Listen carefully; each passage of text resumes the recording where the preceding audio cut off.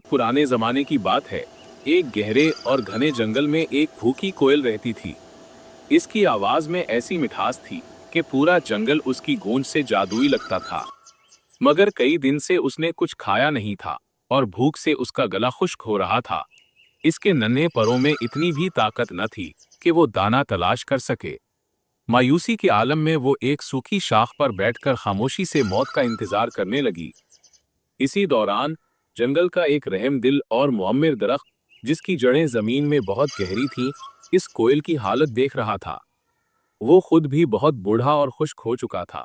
उसके पत्ते झड़ चुके थे और उसके अंदर जिंदगी की रमक बहुत कम रह गई थी। मगर उसने कोयल की बेबसी को महसूस किया और अपने अंदर से आखिरी तवानाई को इकट्ठा करके अपने एक कोने में एक मीठा और रस भरा फल पैदा किया।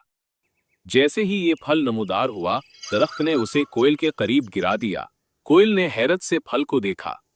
ये फल उसके लिए जिंदगी की अलामत था, मगर वो इतना कमजोर थी कि उसे उठाकर खा भी नहीं सकती थी। ये देखकर दरख्त ने अपनी आखिरी कुव्वत से फल को एक शाख के जरिए उसके मुंह में डाल दिया। जैसे ही कोयल के मुंह में फल का रस गया, उसके अंदर नई ताकत आ गई। उसने शुक्रिया के तौर पर दरख्त के लिए सबसे खूबसूरत नगमा गाया जो उसने कभी नहीं गाया था। उस गीत को सुनकर दरख्त को सुकून मिला और उसने मुस्कुराकर अपनी आंखें बंद कर लें। जब कोयल पूरी तरह से सैर हो गई, तो उसने देखा कि दरख्त मुकम्मल तौर पर सूख चुका था।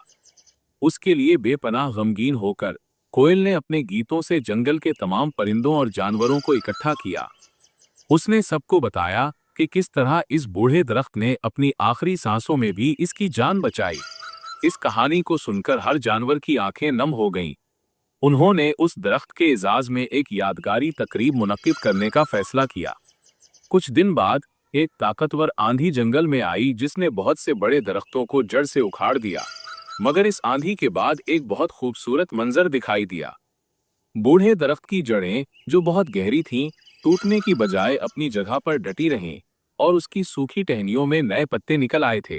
वो एक बार फिर हरा भरा हो चुका था। ये देखकर जंगल के तमाम जानवर हैरान रह गए।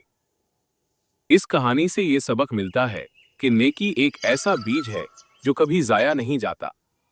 भले ही उसका फल फौरी तौर पर न मिले, मगर उसका असर हमेशा बाकी रहता है और किसी न किसी सूरत में लौट कर जरूर आता है।